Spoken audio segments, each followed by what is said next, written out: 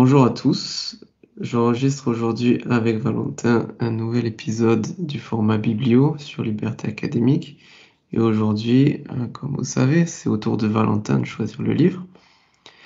Et tu as choisi, Valentin, de parler du livre Neuromania de Albert Mouchébert avec le sous-titre Le vrai du faux sur notre cerveau. Et c'est un livre qui a été publié récemment, l'an dernier, en 2024, aux éditions Alary. De quoi s'agit-il? Qu'est-ce qu'il a voulu raconter? Bonjour à tous. Euh, donc j'ai choisi le livre d'Albert Moukébert parce que déjà je savais que son premier livre s'était plutôt bien vendu. Alors j'ai plus le nom comme ça, mais je sais que ça avait été un livre sur les neurosciences qui a touché un grand public en plus. Et Votre cerveau ça vous faisait joue des tours. Oui, Je, voilà, c'est ça. Votre ouais, cerveau je joue des viens tours de... chez Alary Ah, aussi. D'autant plus qu'il participe beaucoup sur mon mur Facebook. ah oui. Donc voilà, je voulais un petit peu savoir ce qu'il en retournait, quoi. Il a été sympathique, il m'a passé son livre au PDF avant de l'avoir en livre. Le propos du livre, c'est de montrer que des résumés d'études scientifiques sur les neurosciences, sur le cerveau, comment il fonctionne, qui outrepassent largement ce qu'elles montrent réellement et comment elles peuvent être instrumentalisées pour appuyer un propos ou pour essayer d'appuyer sur des méthodes de développement personnel, quoi. Alors, si je devais le découper en deux comme ça rapidement, je dirais qu'il y a vraiment le propos débunkage sur la plupart enfin pas la plupart, sur une partie des études. Et il explique pourquoi est-ce qu'elles ne disent pas réellement ce que les personnes affirment de ce qu'elles disent. Et de deux, il a une petite approche épistémologique aussi où en fait, vis-à-vis des neurosciences, il serait bon de ne pas procéder à un tout réductionnisme. En gros, il dit il y a des focales pour expliquer le monde et euh, pour expliquer le cerveau, il ne suffit pas de se focaliser seulement sur les neurones. Il dit pas que c'est pas utile, il dit pas que c'est forcément mauvais, mais si on oublie d'élargir la focale, eh ben on passe à côté de plein de choses, quoi. Parce qu'il utilise des exemples du type, par exemple, à quoi ça sert d'étudier une voiture en regardant les atomes, quoi. Pour lui, le fonctionnement d'une voiture, on n'a pas à être regardé avec les atomes. Ça nous prive globalement de tout le fonctionnement, quoi. Qu'est-ce qu'il est intéressant, d'après lui, d'étudier, à part simplement les neurones, quand on s'intéresse au fonctionnement du cerveau? Quand on prend cette analogie de la voiture, bon, on sait que effectivement les atomes, typiquement, sont regroupés en des différentes pièces, c'est le terme, euh, qui servent différentes fonctions. Je sais qu'en ouais, sciences cognitives, en neurosciences, il y a beaucoup de gens qui voilà, avancent des descriptions plutôt modulaires du cerveau qui se prêtent bien à Oui. cette analogie avec les pièces de la voiture. Est-ce que lui parle aussi de ce genre de choses? Alors, en fait, il introduit d'abord son livre par une sorte en fait, de petit historique de la recherche sur le cerveau. Et j'ai été mis au courant de débats dont je ne connaissais pas l'existence avant. Donc, c'était tout neuf pour moi, tout nouveau. En fait, je ne sais pas si tu connais, toi, c'était la théorie localiste du cerveau contre distributiste. Non, je connais pas. En fait, c'est l'idée de dire que d'un côté, les défenseurs d'un fonctionnement distribué du cerveau, et d'un autre, les partisans de la localisation des fonctions cérébrales. Donc, en gros, il y en a qui disent bah, le cerveau, on peut l'étudier. La vision localiste, c'est celle qui affirme qu'il y aurait des zones dans le cerveau impliquées dans des choses et que les autres aires, en fait, ne soient pas impliquées dans celles-ci. Par exemple, il parle des réseaux impliqués dans le langage. Et il dit en fait que la vision localiste, elle reste bien ancrée dans l'esprit et dans le. Elle s'accompagne souvent d'une vision latéralisée, séparant hémisphère droit et gauche du cerveau. Et Mhm. la vision distributiste, à l'inverse, si je me rappelle bien, c'est une vision en fait où on ne peut pas vraiment découper le cerveau et on ne peut le regarder comme formant un système, quoi. D'ailleurs, je devine que lui se revendique plutôt de cette vision distributive. Oui, absolument, ouais, c'est ça. Ouais. Mhm. Euh, En fait, il s'attache à montrer que même dans les études, on voit, en fait, le fait qu'une zone s'allume ne veut pas dire nécessairement que d'autres zones ne travaillent pas en sous-main Ouais. pour fournir d'autres puissances de calcul, si je peux me permettre l'analogie, ou donc en fait résumé à ce qu'on peut voir dans des IRM lorsqu'on demande d'imaginer quelque chose ou de faire quelque chose. Ça montre juste une correspondance, une corrélation entre les deux, mais ça montre pas une explication. Et quand tu vois le cerveau comme un système, et ben en réalité, tout le cerveau en fait est à l'œuvre pour la tâche, quoi. Et qu'une tâche s'allume préférentiellement ne veut pas dire que le cerveau soit nécessairement qu'il y ait nécessairement des zones localisées dans le cerveau. Donc il rejette quand même cette vision modulaire qui est souvent avancée par d'autres auteurs que j'ai pu lire, notamment Alors, certains dont on a pu discuter des livres. Merci en fait, Eschberger, dont on a parlé la je dernière suis pas fois. sûr, je suis pas sûr qu'il la rejette tant, Ouais, plus qu'il ne la, nuance. nuance en fait. Ouais, Ouais. Parce que j'ai pas envie de trahir son propos non plus, parce que c'est vrai qu'il nuance pas mal. d'accord. Euh, il va pas dire que c'est. En fait, il montre le débat localiste vs distributiste, mais en fait, dans son livre, il s'attache plus à montrer les impasses de certaines formes poussées de localisme, quoi. Et même pour le réductionnisme, hein, par exemple, il ne s'oppose pas frontalement au réductionnisme, il reconnaît que la recherche de la réduction explicative a toujours apporté en science, a été bénéfique. Et même l'étude du neurone singulier, même les études localisées. Mais en fait, il dit qu'il ne faut pas s'y réduire parce que, à Mhm. force d'y chercher des réponses que dans cette forme, on aboutira sûrement à des impasses, quoi. J'étais en train de dire que je voyais voilà, cette nuance que tu décris comme étant mobilisée, ou en tout cas ouais, gardée à l'esprit par l'auteur, par Albert Moukébert, comme je la vends d'un bon œil, parce qu'effectivement, ouais, je suis assez d'accord dans l'esprit. Bon, je suis absolument pas, contrairement à lui, chercheur dans ces domaines-là, mais je connais un petit peu aussi certains débats, certaines discussions. Effectivement, mon impression, c'est quand même aussi que il est intéressant de regarder un peu à différentes échelles. Mm. À l'échelle des neurones, vraiment la plus petite, enfin, apparemment, toujours, on peut même voir plus petit, on peut regarder les composantes des neurones, etc. Mais à l'échelle des neurones, à l'échelle des groupes, à l'échelle des modules, ou à l'échelle locale, peut-être comme lui l'appellerait, et puis effectivement, à l'échelle de plus grande partie, voire de l'ensemble du cerveau, il peut y avoir des phénomènes qui sont mieux décrits comme ça, vraiment à l'échelle la plus grande. Je me demande si il donne spécifiquement des exemples de phénomènes qui sont bien décrits à l'échelle locale et d'autres qui sont moins bien décrits, où il est plus intéressant de mobiliser la vision distributive, comme il l'appelle. Je sais il en donne un paquet tout au long du livre. Euh, sur l'exemple précis que tu me demandes, là, il a fallu que je me replonge dedans sérieusement, quoi, pour pouvoir les trouver comme ça. Je voulais juste revenir aussi sur l'approche historique. En fait, elle est intéressante parce que elle montre que en fait, bah, le cerveau, c'est probablement une des choses les plus compliquées à expliquer, et que tout au long de l'histoire, en fait, il y a eu des allers-retours entre localistes et distributifs, et que il y a eu beaucoup de conceptions erronées avant d'arriver à celle qu'on a actuellement.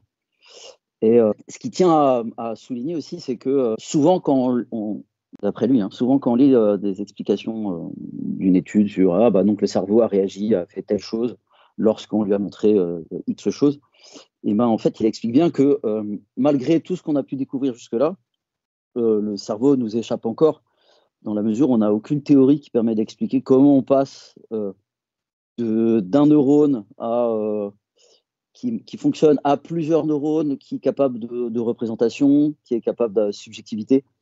Et il montre que bah, dans plein de discours, en fait, il laisse penser qu'on a cette explication, alors qu'on l'a pas du tout, quoi. Ah, j'ai trouvé ça éclairant, ce qu'il le rappelle plusieurs fois.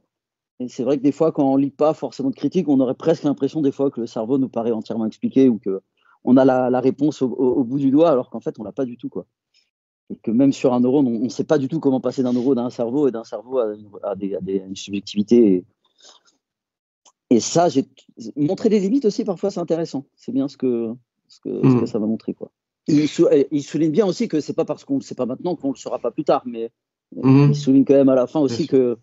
qu'il pense probablement qu'il sera décédé avant que l'explication arrive, quoi. Ce qu'il trouve Mhm. forcément dommage, mais il y a plein de portes ouvertes d'ici là. Mais Est-ce qu'il parle des réseaux de neurones artificiels? Est-ce qu'il parle de l'apprentissage machine, de l'intelligence artificielle, de tout ça? Pas trop.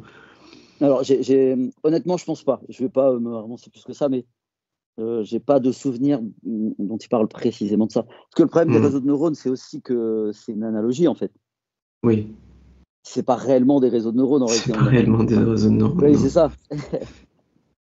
C'est pour Non, ça que j'ai bien précisé, ouais, réseau de neurones artificiels. Hmm. Ouais, Non, ouais, il c'est a une pas analogie. trop, il a pas trop parlé de ça. Après, je me rappelle dans son livre, il aborde aussi les limites que peuvent avoir l'analogie computationniste, si je me rappelle bien, Mhm. d'essayer de modéliser le cerveau comme un ordinateur, quoi. Alors qu'en réalité, on ne sait pas si c'est un ordinateur. On sait juste que l'analogie a été féconde. Pendant un moment, bon, jusqu'à quand cette analogie sera-t-elle féconde, ça, on n'a pas la réponse non plus, quoi. Mais là-dessus, de toute façon, j'imagine que l'avenir est encore ouvert, quoi. Il va se passer plein de choses. Euh, Lui, vraiment, il y a tout un paragraphe qui m'a beaucoup intéressé. C'était, enfin, tout un chapitre. C'était sur l'usage de ces neurosciences sur le développement personnel et des choses comme Mhm. ça, quoi. Où en fait ils usent et ils abusent du neurone. Alors il parle pas d'Idriss Aberkane, mais ça me fait J'allais penser un peu à demander. ça. Il en parle pas, si je me rappelle bien, il en parle pas. Mais ces neurolois, avec le préfixe neuro un peu partout, pour essayer d'appâter le chaland, forcément, il y a des abus avec ça. Il le montre plusieurs fois. J'irai faire un tour après sur le livre pour retrouver tout ça. Alors à un moment, il parle de l'usage pharmaceutique pardon, de certaines drogues Mhm. et du fait qu'elles aient potentiellement pas été étudiées. Alors il parle notamment du LSD. Et en fait, alors là ça attaque un peu plus la méthode scientifique, entre guillemets. En, euh, En gros, il affirme qu'on ne peut pas décontextualiser ou faire comme si toute chose égale par ailleurs avec l'usage du LSD. C'est-à-dire qu'il remet en cause l'idée qu'on puisse tester, par exemple, les bienfaits ou les mésusages du LSD en laboratoire avec des blouses blanches. Euh, Mhm. pour lui, il y a toujours je ne me rappelle plus le mot, je le retrouverai quand j'irai fouiller, et il parle toujours d'une sorte de préparation à la prise de LSD qui fait que chaque prise est unique Mhm.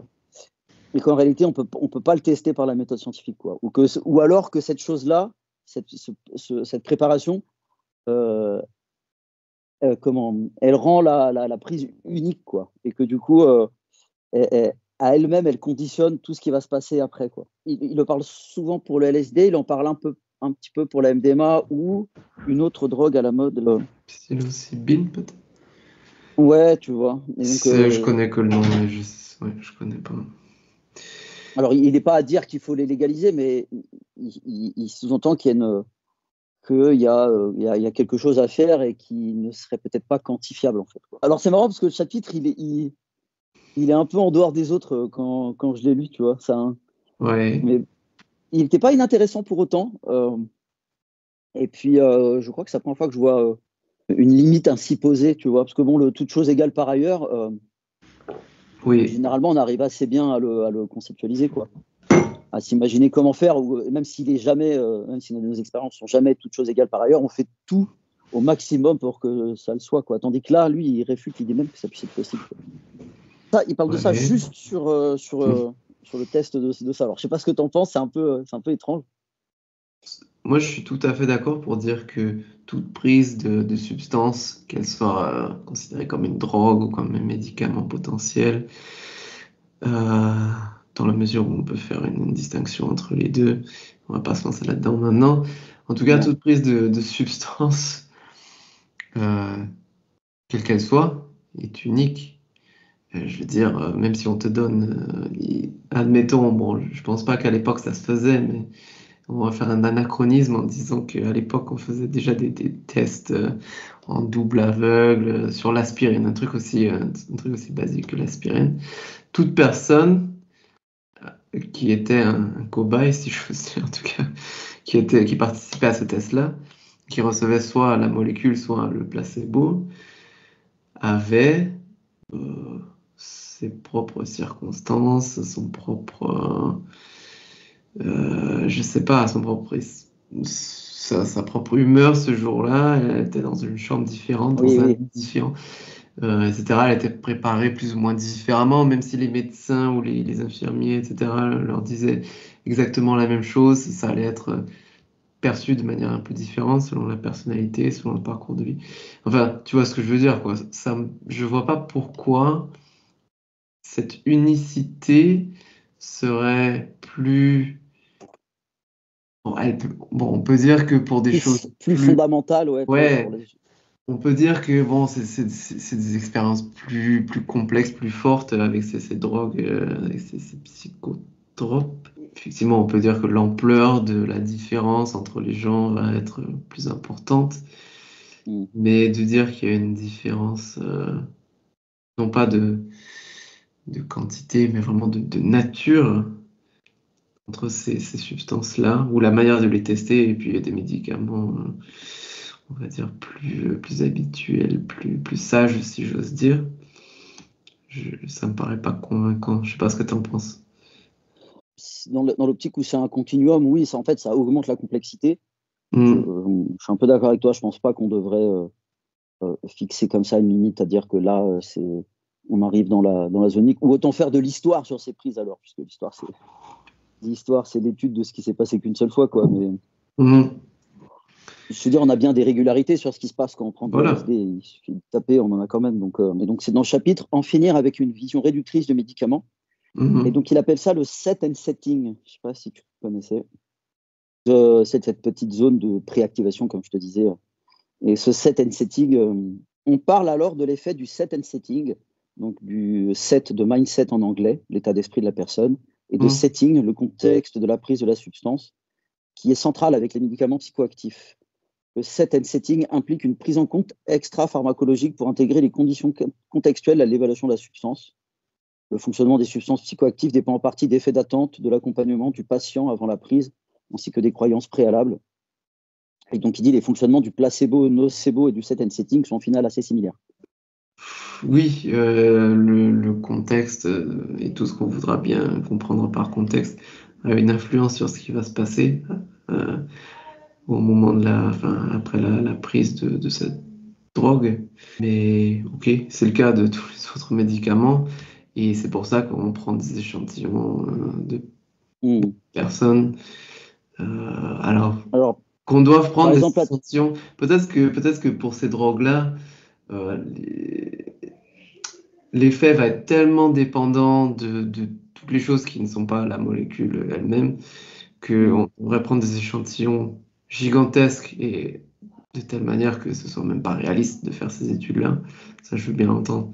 Mais qui est une limite fondamentale, vraiment au-delà de limites simplement de praticité. Je vois pas. il n'y a pas grand-chose à dire là-dessus, je suis d'accord avec toi. Hmm. Et ce que j'ai bien aimé dans le livre aussi, c'est il y a un chapitre notamment quand le développement personnel instrumentalise les sciences Mhm. cognitives, par exemple. En fait, il fait un petit peu du rationalisme à l'ancienne, tu vois, comme quand Mhm. du scepticisme appliqué quoi sur une méthode. Ça, j'ai bien aimé où en fait il s'attache à débunker enfin en tout cas une partie, ce que j'imagine qu'il l'a fait dans son premier bouquin, une partie Mhm. des neuromythes assez persistants quoi sur le cerveau, partie gauche, droite, comme quoi on utiliserait 10% du cerveau, tu vois, tu les Oui, connais quoi. et partie gauche-droite, je sais qu'il y a beaucoup de choses tout à fait fausses qui ont été dites là-dessus. Ceci dit, mon impression, c'est que c'est pas forcément.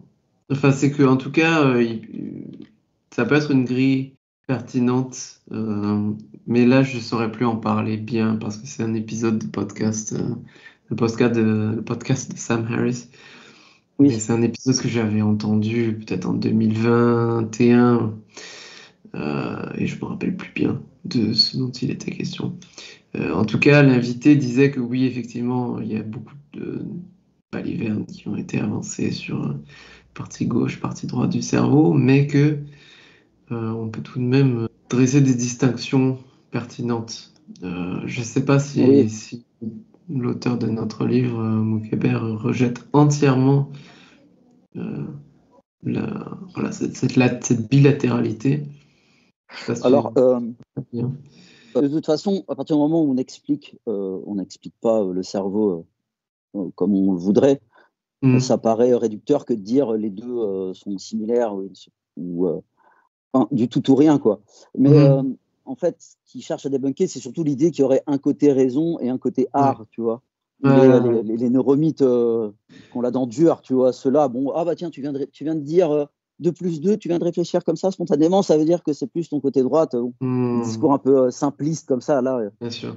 là, là c'est clair, mais après, non, bah, sur le reste, j'imagine bien qu'il y a peut-être forcément des différences ou on peut les analyser. Mais de là à dire que la personnalité découle d'un des deux aspects du cerveau, là, c'est ça qui semble complètement réducteur ou à la limite de l'homéopathie ou de l'astrologie, quoi. Alors, il y a un dernier chapitre, et ça m'attire aussi. Enfin, c'est une façon de penser que je trouve stimulante. En fait, il affirme que nous ne sommes pas que notre cerveau. Et ça me renvoie à un livre que j'avais lu de Mario Bunge. Et lui, il affirmait le contraire. Il disait on peut considérer que l'Homo sapiens, en fait, la façon, enfin, disons que tout son comportement, son caractère, en fait, se résume au cerveau de l'Homo sapiens. Tandis que lui, il affirme que non, le cerveau et ses ramifications, donc l'ensemble des nerfs qui sont mis à disposition des bras, des mains, etc., en fait, forment qu'une seule entité, quoi. Et il va même plus loin, il va même jusqu'à dire que tout notre corps est solidaire du cerveau, quoi. Donc en gros, ça se en train de dire que si, en fait, je pense que c'est en partie vrai, en partie faux, parce que si je me coupe le bras, je reste Valentin et je parle de la même façon, quoi. Tandis que, mais en fait, ce qui veut dire, c'est que dans certains cas, c'est quelque chose qui va nous influencer ou c'est quelque chose qu'il faut regarder, mais pas partout, quoi. Et il donne pour ça l'exemple d'un organisme. Alors, ça commence par Pan, je sais plus. C'est marrant parce que je l'ai lu dans son livre. Il parle d'un arbre, en fait, qui fait, je crois que c'est 40 000. En fait, tu as une forêt de pins ou d'arbres, je sais plus. Et en fait, il y a les 40 000 arbres font partie du même organisme. Et il disait qu'on ne peut pas analyser un des pins sans regarder le tout, quoi. En gros, il dit ça. Et je suis retombé dessus dans Pour la science. Il parlait de cet organisme qui est qualifié comme le plus grand organisme vivant, quoi. Je ne sais pas trop quoi en penser. Je trouve ça stimulant, mais pour autant, sommes-nous réellement tout ce qui nous constituons, quoi? Si on me coupe un cheveu, est-ce que c'est plus Valentin à qui tu parles, quoi, par exemple? C'est une forme de holisme. Enfin, c'est un holisme intégral, quoi, tu vois. Mon intuition, bon, qui est peut-être un peu feignante sur ces débats, c'est que dans une large mesure, c'est quand même un peu des questions de définition. Et in fine, on essaie de savoir qui a la bonne définition. Alors, c'est presque un oxymore de dire qui a la enfin, qui a la vraie définition en tout cas.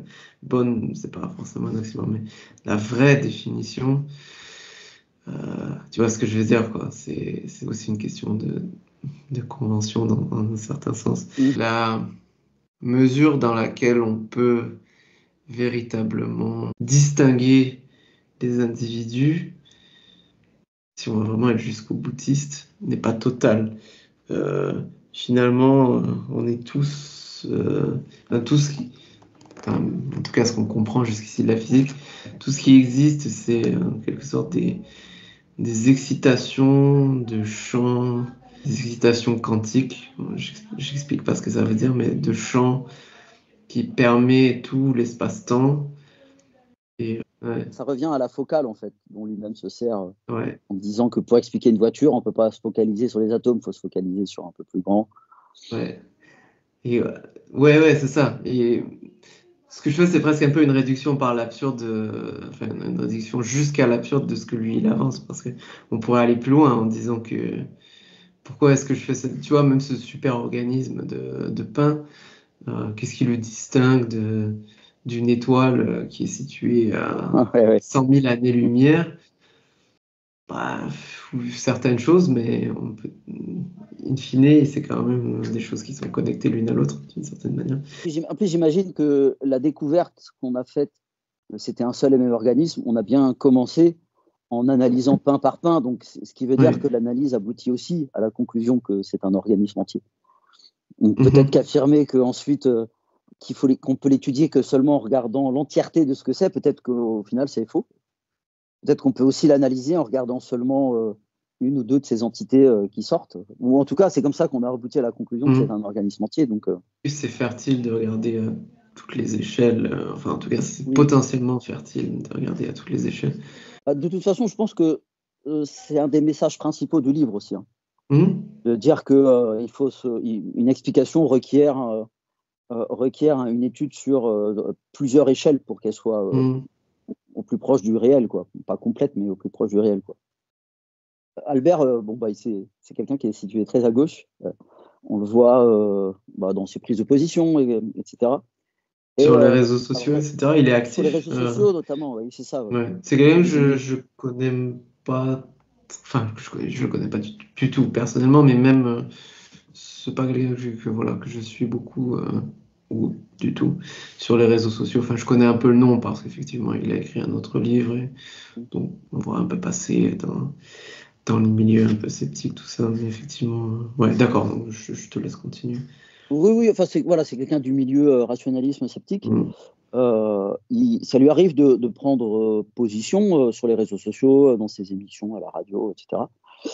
Cependant, c'est à souligner, et en plus, il me l'a confirmé de visu. En fait, Mm. il fait bien attention à détacher son travail de scientifique et ses avis politiques. Il m'a bien dit, moi, je suis très à gauche, mais ça n'empêche que dans mes travaux, je n'ai jamais mélangé les deux, quoi. Il dit bien, Mm.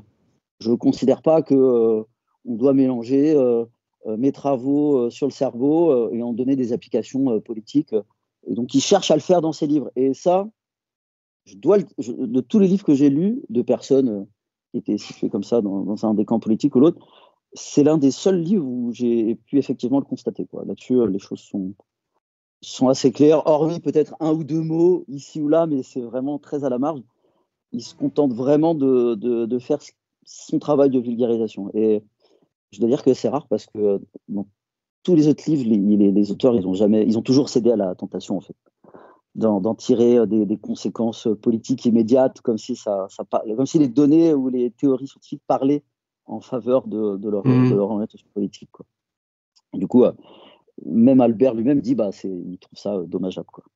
Donc, je tenais à le souligner parce que c'est plutôt rare quand même. Donc, tous ceux que j'ai pu lire, en tout cas, Mais des livres enfin, ouais. de personnes orientées à l'extrême gauche, notamment. Mm. Et pas seulement à l'extrême gauche d'ailleurs, Non, non, non, il y en a un peu partout. De toute façon, la tentation est grande à chacun bien sûr. d'instrumentaliser la science pour sa normativité à soi, hein. Donc, on va tous Mm. parler entre ceux qui vont dire, ah bah la nature c'est comme si, donc il faudrait que le monde soit comme ça. Il y a déjà un lien Mm. qui est inadéquat, un lien de morale, donc il faudrait que c'est Mm. pas. Je voulais juste clarifier, surtout pour moi, parce que j'ai pas bien compris. Est-ce que tu dirais que l'auteur enfin, a des positions, prend des positions de gauche, d'extrême gauche? Est-ce que c'est difficile de savoir si c'est l'un ou l'autre?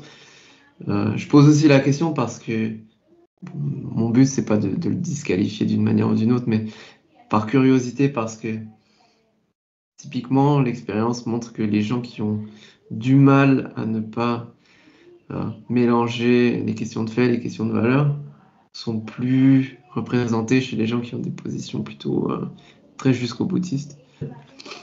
C'est difficile à dire. Et puis, l'auteur est prudent, souvent, dans ses commentaires. Il va parler que de ce qu'il connaît vraiment. J'ai pas, ça va être dur pour moi de trancher. – – – – – – – – – – – – – – – – – – – – – – – – – – – – – – – – – – – – – – – – – – – – – – – – – – – – – – – – – – – – – – – – – – – – – – – – – – – – – – – – – – – – – – – – – – – – – – – – – – – – – – – – – – – – – – – – – – – – – – – –– – –– –– –– –– –– –– –– –– –– –– –– –– –– –– –– –– – – – – – – – – – – – – – – – – – – – – – – – – – – – – – – – – – – – – – – – – – – – – – – – – – – – – – – – – – – – – – – – – – – – – – – – – – – – – – – – – – – – – – – – – – – – – – – – – – – – – – – – – – – – – – – – – – – – – – – – –– Je dirais par facilité entre la gauche et l'extrême gauche, mais ça va pas satisfaire tout le monde. Ça Mais donne... c'est vrai que je le Ouais. trouve prudent. Puis j'ai pris l'habitude de lire dans des livres de personnes engagées. Et j'ai souvent l'impression de lire des mots clés qui revenaient, Mhm. l'Occident, la science, enfin la science blanche, enfin des choses un peu comme ça qui nous paraissent un peu fous pour nous, mais qui est souvent réutilisé. Et chez lui, je l'ai pas lu. Et donc ça m'a d'autant plus conforté que il faisait bien cette distinction, quoi, fait valeur. Et sur ces prises de parole, ouais, je vais pas pouvoir je vais pas pouvoir me positionner plus loin. Mhm. Je dirais voilà entre gauche et extrême gauche là-dessus. Ouais. C'est qu'il n'utilise pas ce type de locution qui ont cette apparence descriptive, mais qui sont en fait Oui. vraiment, comment dire, soit laudatoire, je sais pas si c'est un mot, laudatif, soit relève d'une sorte de condamnation explicite. Non, absolument pas. Mm. Il le fait absolument pas. Et d'ailleurs, il condamne un peu, en utilisant ce vocabulaire, il condamne l'usage descriptif, enfin, l'usage explicatif Mm. de certaines études neuroscientifiques alors qu'elles sont simplement descriptives. Donc ça renvoie Ah oui, à ce que d'accord. tu dis Mm. des fois que certaines explications, enfin certaines descriptions sont prises pour des explications et il le fait pas du tout pour la politique, quoi. Enfin, pour moi, en tout cas sur la forme, ça c'est déjà une forme de sérieux, quoi. À mes yeux en tout cas. C'est quand je vois ce type de vocabulaire dans d'autres bouquins que j'achète, que je feuillette comme ça, ben malheureusement pour moi ça le disqualifie, même si je vais continuer à le lire.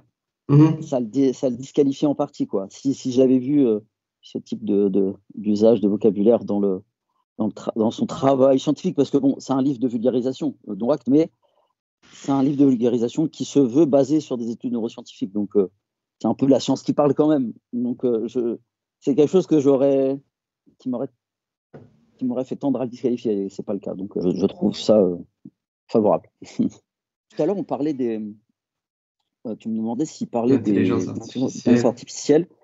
Et je t'ai répondu un peu rapidement, non, je ne me rappelle pas. Bon, en fait, il y a un petit passage. Et en fait, il rebondit un peu sur ce que j'ai dit, notamment que entre un réseau de neurones et le vrai neurone, il y a qu'une analogie, quoi. Mhm. Et alors, je vais dire quelques passages, ce sera plus simple. Euh, donc, en fait, il dit que on a développé des machines à notre image. Donc cette aventure a été fructueuse, conduisant à la création de l'intelligence artificielle, associant, fait étonnant, le terme intelligence à une machine. Cependant, le parallèle entre nos capacités cognitives et ces nouvelles technologies ne s'arrête pas là. Ainsi, nous parlons à leur sujet de mémoire, raisonnement, voire de réseaux neuronaux, alors qu'elles ne possèdent pas de neurones. Aujourd'hui, ces machines sont capables de copier nos fonctions de manière très convaincante et parfois inquiétante. Elles peuvent percevoir, oublier, attraper des virus, recevoir des antivirus, résoudre des problèmes, etc. Leur évolution et leurs capacités sont allées si vite et si loin que nous ne comprenons même plus vraiment comment ces IA fonctionnent et reproduisent ce processus. Le lexique Mhm. du cerveau se voit tout naturellement appliqué aux ordinateurs et c'est somme toute logique puisque l'impulsion même de créer des intelligences artificielles a été donnée par les sciences du cerveau. Donc là, il reprend le terme que j'ai dit tout à l'heure. Et aujourd'hui, une branche des neurosciences dites computationnelles utilise des modèles informatiques ainsi que des simulations numériques pour comprendre notre fonctionnement et en retour nourrir les sciences informatiques d'information venant du monde biologique pour mieux les développer. Et c'est là qui met le bémol. Mais si les IA copient certaines de nos fonctions, nos fonctionnements ne sont pas similaires. Une connexion entre deux neurones artificiels est différente d'une synapse et l'apprentissage d'une intelligence artificielle est très éloigné de l'apprentissage d'un cerveau humain. Par exemple, une petite fillette de 2 ans peut reconnaître des chiens à partir de 3 ou 4 photos d'entraînement, alors qu'une IA aura besoin de milliers de photos de chiens de différentes formes, races, sous différents Mhm. angles de vue, peut-être aussi de photos de chats, etc. Au final, toutes deux peuvent reconnaître un chien, mais ayant suivi des chemins différents pour y arriver. Comparer l'IA et l'humain serait comme comparer une montre mécanique et un smartphone. Les deux donnent l'heure, mais l'information n'est pas Mhm. obtenue de la même manière et ne requiert pas les mêmes ressources. Je trouve que c'est bien C'est bien expliqué discuté. en plus, Ouais. tu vois. Assez nuancé, assez mesuré. Il n'y a pas de condamnation tous azimuts de l'intelligence artificielle, ni voilà, de béatitude enthousiasmée. Je ne résiste pas à l'envie quand même d'insérer là-dedans le commentaire que si la petite fille est capable de rapidement reconnaître les chiens, c'est peut-être aussi parce que nous sommes un peu pré-câblés pour ce genre de tâches et que Hein. l'entraînement nous est Alors, facilité par le fait qu'effectivement on a ce pré-câblage pour un certain type de alors tâches. peut-être, alors ça veut dire que peut-être qu'un jour on sera capable de pré-câbler entre guillemets une IA pour qu'elle aussi elle la reconnaisse en 2-3 images. Hmm, Enfin après, selon peut-être, l'analogie cerveau, ouais, cerveau informatique. oui, dans une certaine mesure, très certainement, dans une certaine mesure. Mon cheval de Troie dans ce commentaire, c'était que ce pré-câblage n'est pas sans lien avec notre histoire Oui, oui, évolutive, évolutive. Ouais. qui a favorisé quand même le fait de pouvoir réaliser certaines tâches, qui a Il attaque favorisé pas. les individus dont voilà, simplement la constitution biologique les aidait mieux que les autres à réaliser certaines tâches. En tout cas, dans son livre, il n'attaque pas la psycho-évo, hein, si Mhm. on est par là. J'ai pas de souvenir qu'il en parle. Bon, peut-être que je me trompe encore, mais en tout Mhm. cas, je suis certain qu'il n'y a pas d'attaque ou de propos dans le Mhm. genre. Bah, en fait, il a l'air de voir un peu la science comme exploratoire et que Mhm. là, toutes ces ramifications seraient plus ou moins légitimes, en fait. Il y avait juste un dernier petit paragraphe sur l'IA que j'ai bien aimé parce il repasse sur la critique réductionniste. Donc, il dit ce résultat confirme que nous n'avons pas encore de modèle théorique valide, et pour l'obtenir, de nombreuses voies vont encore être explorées et invalidées. Et en Ok. fait, il dit nous savons cependant désormais que l'approche réductionniste conduit à une impasse théorique et méthodologique. Notre conscience, notre cerveau n'est pas un centre opérationnel positionné en surplomb qui Mhm. compulse, calcule, synthétise. Ce n'est pas une machine, mais une instance naturelle en interaction constante avec son environnement. Il est essentiel de toujours prendre en compte la dimension interrelationnelle du cerveau pour avoir une chance de le comprendre. Répéter les mêmes schémas réductionnistes d'antan en leur donnant une allure de modernité par le parallèle avec les IA ne nous fera pas plus progresser que les métaphores sur les ordinateurs ou les machines. Cependant, on pourrait penser que pour simplistes que soient ces analogies, elles peuvent se montrer utiles, aussi bien pour aider à la compréhension et à la communication du fonctionnement du cerveau. Je trouve très chouette Il n'est pas tout du ce que tout tu as reproduit. caricatural ou Ouais. jamais il s'oppose. Il y a toujours Mhm. on oppose souvent le manque de nuance vis-à-vis Mhm. des adversaires ou d'autres Ouais. individus. Et lui, il est toujours dans la nuance. Il y a jamais.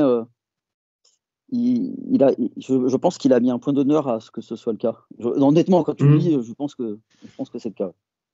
Il essaie aussi un petit peu peut-être de corriger certains simplismes qui sont faits ou propagés dans les médias vis-à-vis de ce qu'enseigneraient ou ce qu'auraient découvert les neurosciences, les sciences cognitives, etc.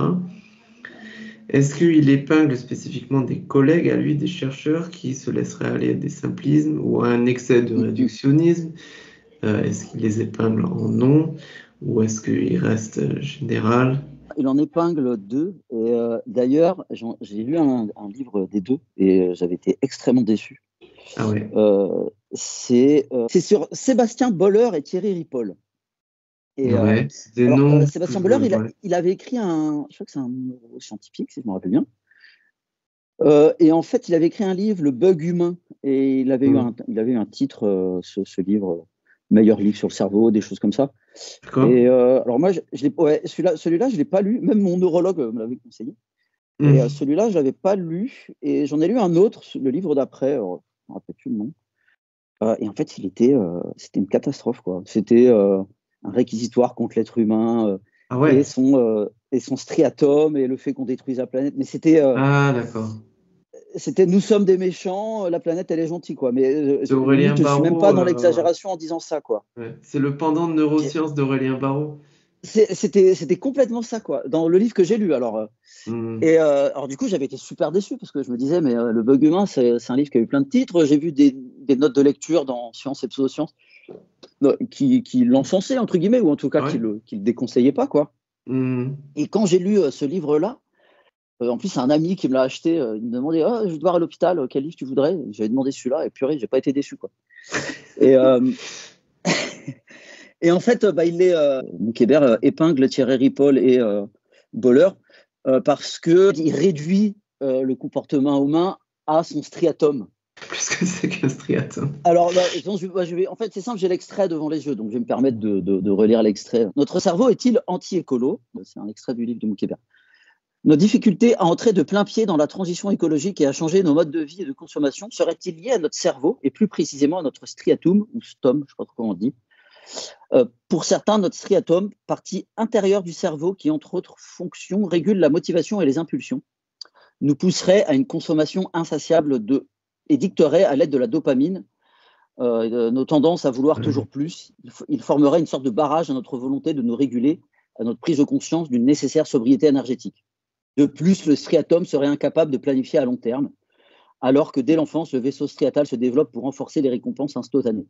Cette thèse se retrouve dans le livre Le bug humain de Sébastien Boller, docteur en biologie, journaliste scientifique et rédacteur en chef du magazine Cerveau et Psycho, ainsi que dans le livre Pourquoi détruit-on la planète de Thierry Ripoll. Donc, tous deux présentent nos comportements, nos émotions et affects comme le résultat direct, selon une causalité linéaire de notre activité cérébrale, comme si nous n'étions que les esclaves de notre cerveau et de ses composants les plus puissants, à commencer par le striatum. Déjà, le statut même de la dopamine, on sait à peu près à quoi elle sert, mais qu'on n'a pas de certitude quant à son fonctionnement, la manière dont c'est sécrété. Et donc, il m'a rappelé, quand je l'ai vu, en fait, par exemple, le simple fait de prendre un antidépresseur, on sait sur les études que ça fonctionne, mais en réalité, on n'a pas d'explication réelle quant au fonctionnement et pourquoi certains antidépresseurs fonctionnent chez d'autres, etc. Et donc après, il souligne que tout réduire l'homme au striatum et dire que le striatum nous empêchera d'être écologiste, dit c'est deux niveaux de focale complètement différents, puisque l'un c'est un niveau politique et l'autre c'est un niveau neuronal du cerveau, et que on ne peut pas réduire nos actions à ce qui se passe dans le striatum, quoi. Et que lui-même est régulé par plein de processus dont on n'a même pas idée et qu'il nous reste encore à expliquer, quoi. C'est pas une charge violente, hein. Il est toujours dans l'explication, c'est argumenté, c'est pas. Il les pourrit pas entre guillemets, mais il montre que ce qu'ils disent est grandement trop avancé pour l'heure actuelle, quoi. C'est pas de nos connaissances sur le cerveau, quoi.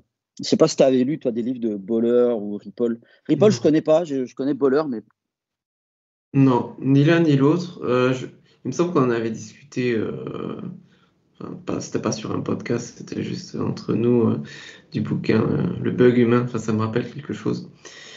Mais non, c'est des auteurs que je connais pas, c'est des bouquins que j'ai pas lus. J'en ai très peu entendu parler. Apparemment, j'ai pas raté grand-chose d'important pour rebondir tout de même là-dessus.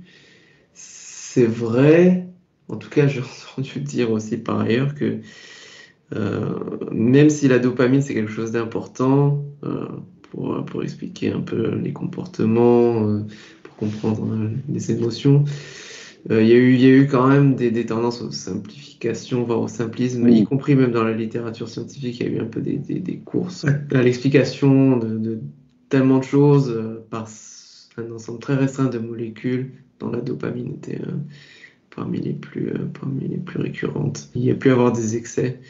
Est-ce qu'on n'est pas l'esclave de nos cerveaux? Ça, je vais pas me relancer là-dedans une nouvelle fois. Mais, si nous sommes notre cerveau, dans ce cas-là, la question n'a pas de sens. Ouais, c'est ça. Si on est... c'est encore une question de définition. Oui, c'est ça, c'est encore une question de définition. Mais en fait, quand je repense, ça fait juste un petit pas de côté. Quand je pense au livre de Boller que j'ai lu, je me dis parfois, mais est-ce que ces auteurs sont sérieux? Est-ce qu'ils croient à ce qu'ils disent? Ou est-ce que c'est volontairement pamphlétaire ou volontairement exagéré? Je me pose vraiment la question. Est-ce qu'ils se laissent emporter? Je ne sais pas, parce que d'un côté, j'ai lu tellement de livres, dont Moukébert et d'autres, même Bronner, etc. C'est des livres très nuancés qui font toujours très attention pour ne pas s'avancer trop. Et à côté de ça, tu as un livre comme Boller où, alors là, c'est pas le milieu scientifique, mais c'est le livre du moment que je suis en train de mettre sur mon mur, là, Ovidie, tu vois, qui tire littéralement à vue sur tout le monde. Je me demande, est-ce que ces personnes croient vraiment à ce qu'ils écrivent, quoi? Je pense que ce qu'il faut expliquer, ce qui est plutôt remarquable, c'est quand les gens ne fonctionnent pas de cette manière qui nous paraît excessive, fervente, etc. Que l'exception, c'est plutôt le bouquin de Moukébert ou les bouquins de Bronner qui sont dans la nuance, donc quand même, enfin, où les gars font quand même gaffe à pas se laisser trop emporter par leur tendance ou par leur penchant, et qui essaient effectivement assez systématiquement de retranscrire autant de complexité que possible. Donc je pense que les gens qui avancent des thèses extrêmement simplistes, manichéennes, dichotomiques, moralisantes, ils croient vraiment. Je pense que c'est assez standard, surtout chez les gens qui se piquent un peu d'être intellectuels, parce que c'est très séduisant. Enfin, c'est ce que je crois. Je pense qu'il n'y a pas un seul épisode du podcast où j'ai pas dit ce genre de choses. C'est très séduisant, ce type d'approche. Alors, il se trouve que c'est pas forcément bon pour la santé mentale d'avoir. Ça dépend un peu comment on mesure la santé mentale, mais à long terme, de se complaire dans ce genre de narratif, parce que je suis pas capable de vraiment retranscrire pourquoi. Pour moi, c'est dans une certaine mesure un peu contre-intuitif, parce que j'ai l'impression que c'est assez confortant et avoir cette vision du monde dans laquelle tu es un gentil, dans une quête pour le bien, qui aide les autres, etc., et qui lutte contre le mal. Intuitivement, moi, ça me paraît, quand je vois les gens qui se comportent comme ça, j'ai l'impression que ça leur donne quand même beaucoup de sens, beaucoup ouais, que ça leur donne vraiment une certaine. Ça leur donne du sens, ça leur donne une communauté, ça leur donne, etc. Mais, en tout cas, Jonathan Haidt affirme, sur la base d'autres travaux, que, en tout cas, à long terme, c'est pas bon pour la santé mentale, cette idée que voilà, le monde est divisé entre des bons, des gentils et des méchants. Je t'interromps parce que je fais un gros pas de côté qui n'a aucune utilité, mais je ne peux pas résister. C'est que tu as demandé quelle était la bonne prononciation pour le mot latin striatum. Oui. Et là, j'avoue que je ne sais pas. Et mon état extrêmement lacunaire de connaissance, c'est que même les linguistes, même les latinistes ne sont pas sûrs de comment le latin se prononçait correctement. Répondez en commentaire en dessous et vous mettez la prononciation. Voilà. Lâchez des commentaires. Ouais. Là, ça va être le gros buzz, la prononciation du latin. Moi, je dirais striatum. Je suis pas sûr que les linguistes soient sûrs. J'ai même l'hypothèse, alors là c'est vraiment à l'arrache, j'invente, hein, mais il est pas impossible que ça ait quand même dépendu de l'endroit et des époques, parce que le latin ça a quand même été parlé peut-être plus de 1000 ans sur une bonne moitié de la continent. Après on peut dire voilà l'époque, on peut choisir l'époque un peu. Il y avait peut-être des accents aussi. Ben voilà, ouais, c'est ça. Bon, ça c'était vraiment le gros pas de côté sans aucune pertinence. Ça sera pour au cours de la discussion. J'avais un autre, c'est Albert Montivert qui en parle dans un des chapitres du livre, c'est l'usage immodéré qu'on fait des biais cognitifs. Donc il souligne, je crois qu'il je ne sais plus, mais je crois qu'il rappelle surtout le livre de Kahneman et Tversky, je crois que c'est ça. Et maintenant, il souligne un peu il dénonce, plus que souligner, il dénonce les biais cognitifs mania, quoi. Il dit il y a des choses qui relèvent des biais cognitifs, il y en a d'autres qui relèvent pas du biais cognitif, quoi. C'est ce qu'il dit en fait, voilà, tout simplement. Ça m'est revenu comme ça. C'est vrai que moi, quand j'ai commencé à lire des choses là-dessus, c'est vrai que j'ai eu une impression de dévoilement un peu. C'est vrai, je pense pouvoir dire que je suis tombé dans les biais cognitifs mania à un moment, que je ressors pas vraiment, mais disons que j'ai fait un pas de recul là-dessus, et que effectivement on peut pas tout réduire au biais cognitif, même si c'est une réalité sur le cerveau humain. Effectivement, alors je crois qu'il donne des exemples, malheureusement je n'ai pas en souvenir. Il donne des exemples d'explications à base de biais cognitifs, alors que précisément ce n'en est pas, quoi. Ah ouais. Alors, je ne sais pas s'il utilise le terme de biais cognitif mania, mais nous, pour s'amuser, on l'utilise en tout cas. Et voilà, il nous dit que parfois c'est surutilisé comme grille de lecture. Et est-ce que tu peux nous donner un peu plus de détails et d'exemples? Alors en fait, il a écrit un passage de chapitre sur les biais cognitifs. Donc dans un premier temps, il les définit. Donc il en montre deux visions. celle de Kahneman d'un côté et celle de, je connaissais pas, Gigerenzer d'un autre. Je vais pas trop me pencher là-dessus. Comment Euh, comment tu l'écris ça? C'est un nom qui me dit rien du tout. c'est vrai? Alors attends, je vais te dire ce qu'il met en fait. Donc il dit la littérature scientifique distingue deux visions des biais cognitifs. La première, souvent associée au psychologue Daniel Kahneman, les considère comme des erreurs systématiques du cerveau qui, en essayant de prédire, de comprendre, se trompent. Nous serions une espèce de nature crédule et irrationnelle. Il s'agit alors de savoir détecter ces erreurs et les éviter ou les corriger. Mhm. Vous faites alors la seconde vision des biais cognitifs, souvent associée au psychologue Gerd, G-E-R-D, et plus loin, Gigerenzer, G-I-G-E-R-E-N-Z-E-R, pardon, les considère comme des stratégies cognitives généralement très efficaces, mais dans certains cas moins adaptées ou optimales. Dans cette approche des biais cognitifs, il ne s'agit pas de corriger une erreur, mais plutôt d'adapter notre système de réaction au contexte. Je pense que c'est un nom allemand. Gerd Oui, oui. Gigerenzer, mais ça me dit rien. Mais vas-y, pardon, je t'ai interrompu. Ces deux Non, visions? non, après, c'est la lecture de la suite. Il dit Ouais. ces deux visions semblent s'opposer. Soit les biais cognitifs sont des erreurs qu'il faut corriger systématiquement par un examen critique, soit ils sont au contraire des stratégies facilitantes et opérantes, mais pouvant parfois nous égarer. La première approche implique une défiance envers les biais, la seconde, une vigilance. Cependant, ces Mhm. deux hypothèses peuvent en fait cohabiter et expliquer les divers fonctionnements des biais cognitifs, tout en nous enjoignant à la prudence et à l'analyse réflexive. Il cite Mercier et Sperber, Mhm. Mhm. qui parlent de leur article Vigilance épistémique. Donc, nos raisonnements et leur éventuelle faiblesse ou erreur ne dépendent pas autant qu'on nous le dit des biais divers qui nous influencent ou de notre manque de rationalité, mais beaucoup de notre confiance en la source de l'information reçue, de la qualité rationnelle dans un système donné, c'est-à-dire de la fiabilité des informations qui circulent et du crédit apporté à ceux qui les diffusent. Mhm. C'est en nous appuyant sur les informations, opinions et critiques avancées par autrui que nous construisons notre pensée. Et du coup, un peu plus loin, c'est là qu'il met les deux pieds dans le plat. Les biais cognitifs sont le nouvel outil explicatif à la mode. Un glissement s'opère entre le descriptif et l'explicatif. Il y a un saut lorsque l'on passe de l'affirmation nos opinions et raisonnements sont influencés par nos biais cognitifs à, je cite, nous nous laissons tromper à cause de nos biais cognitifs. Mhm. Constater que nos biais cognitifs agissent sur nos processus réflexifs ne signifie pas qu'ils sont la cause de la foi donnée à des fake news. Donc ce simple constat descriptif devient, au passant au gros public, un mécanique explicatif de la pensée complotiste. Vous êtes complotiste parce que vous réfléchissez de manière intuitive. Donc en fait, il critique ça. Et c'est marrant parce qu'il donne un exemple. Il se passe la même chose avec les explications par les biais, si courantes dans la presse de vulgarisation et sur Internet. Ce qui n'est qu'une observation se fait passer pour une explication. De tels raccourcis et simplifications sont devenus récurrents. Ainsi, on a vu les inrocks tirer que les personnes de gauche seraient plus intelligentes que les personnes de droite. Étude à l'appui, bien sûr.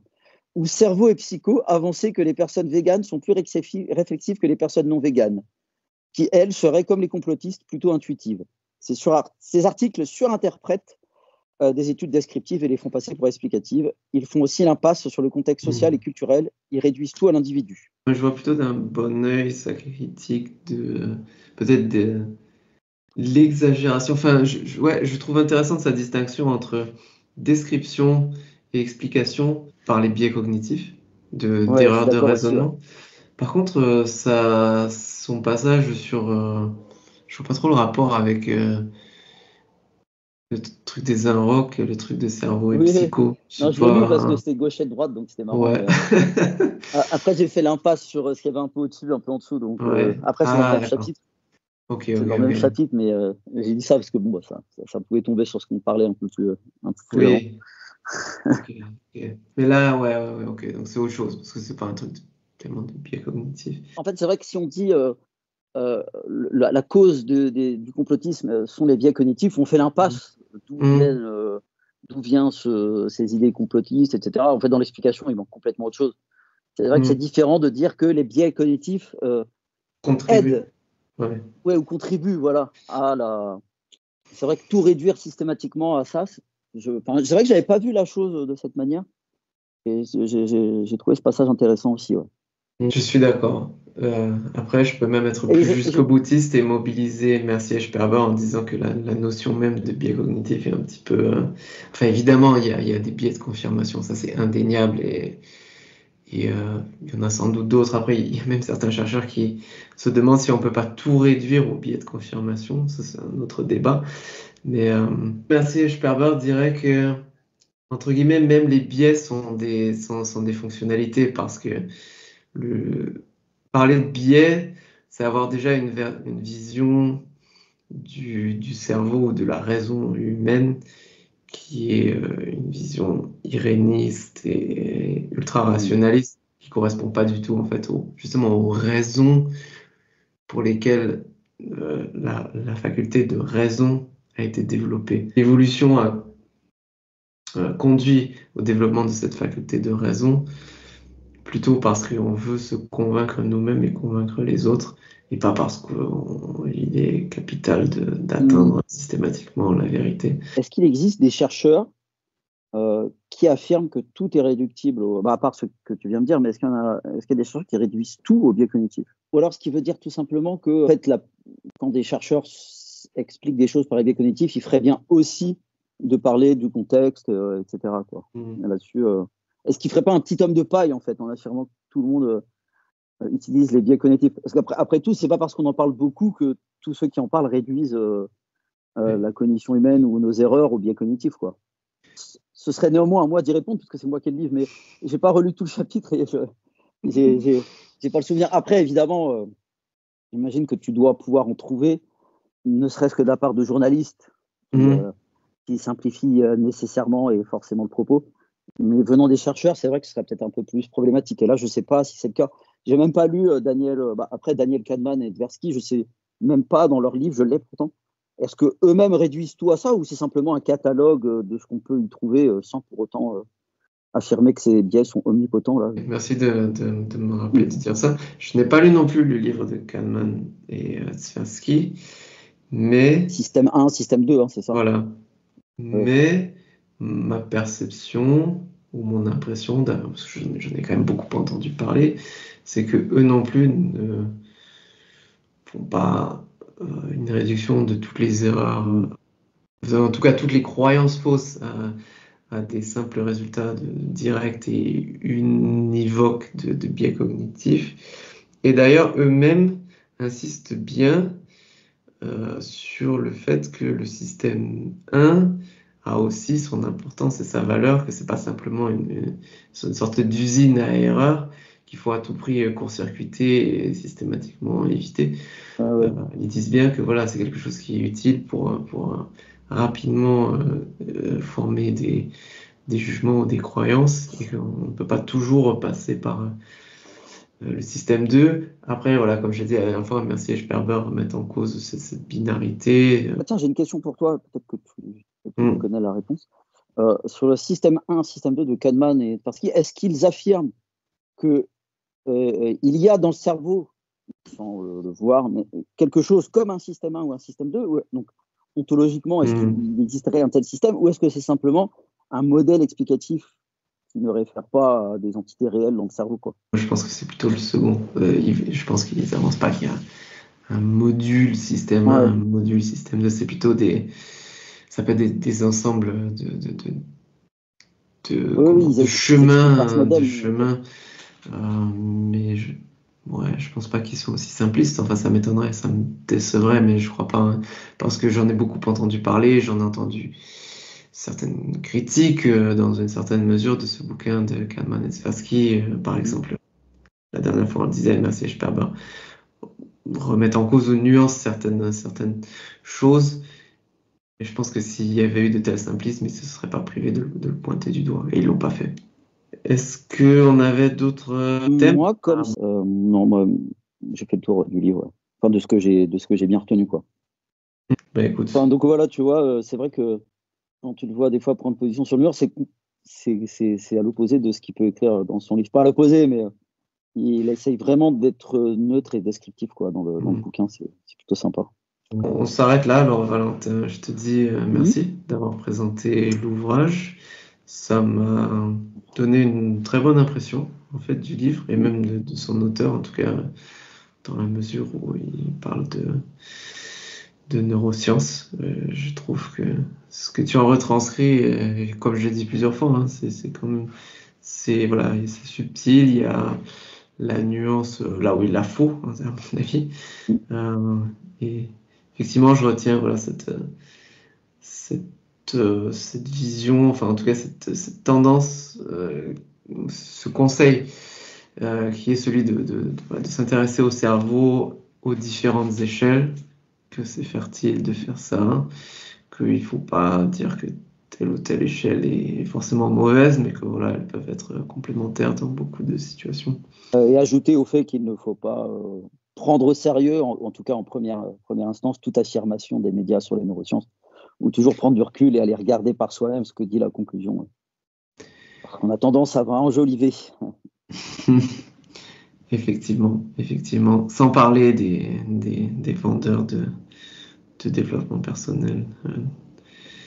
Merci encore et puis à une prochaine fois. Allez, salut!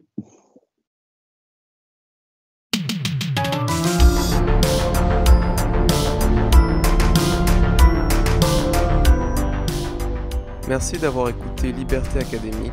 Nous sommes un podcast science, esprit critique et liberté. Nous interviewons des chercheurs, enseignants et auteurs ayant des idées intéressantes et qui défendent la pensée libre, rationnelle et empirique. Nous luttons à notre niveau contre un certain anti-intellectualisme d'une partie de la classe intellectuelle. Nos interviews se font en français ou en anglais.